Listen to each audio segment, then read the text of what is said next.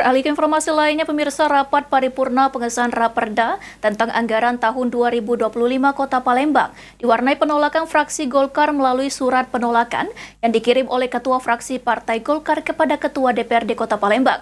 Penolakan dikarenakan dalam penyusunan anggaran tidak normatif dan tidak melibatkan komisi-komisi bertentangan dengan PP nomor 12 tahun 2018.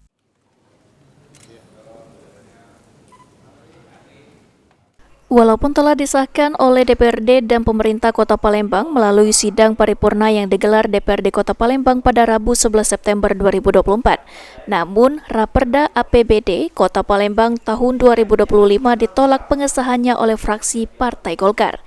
Penolakan ini sendiri disampaikan melalui surat fraksi Partai Golkar DPRD Kota Palembang nomor 01-FPG-DPRD-Palembang-9 Romawi-2024 yang ada ditandatangani oleh Ketua Fraksi Partai Golkar DPRD Palembang M. Hidayat serta Sekretaris Fraksi Partai Golkar DPRD Kota Palembang Fahri Adianto.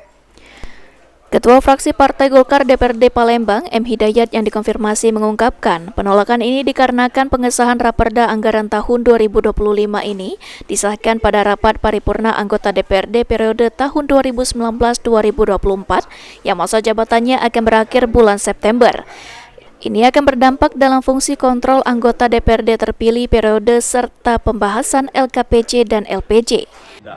Normatif bahwa DPRD Kota Palembang mengesahkan pertama dibahas di Banggar dengan internal Banggar dan pimpinan, terus dibatalkan dan diberikan waktu cuma 2 hari, malah 1 hari Senin untuk dibahas di komisi-komisi, Selasa langsung laporan ke pimpinan dan hari ini disahkan. Jadi ini sudah sangat tidak normatif, yang mana kita sangat mengetahui bahwa setiap pembahasan Indu itu minimal 1 minggu dan maksimal itu bisa 2 minggu dan maksimal itu pengesahan di 30 November. Nah, ini sangat miris ya, kami juga sudah rapat di internal baik itu dari pengurus Partai Golkar dan fraksi menyayangkan bahwa dan saya juga menyatakan bahwa ini sangat bermasalah untuk ke depan karena anggota DPR yang terpilih adalah mempunyai hak juga untuk memperjuangkan aspirasi masyarakatnya melalui APBD 2025.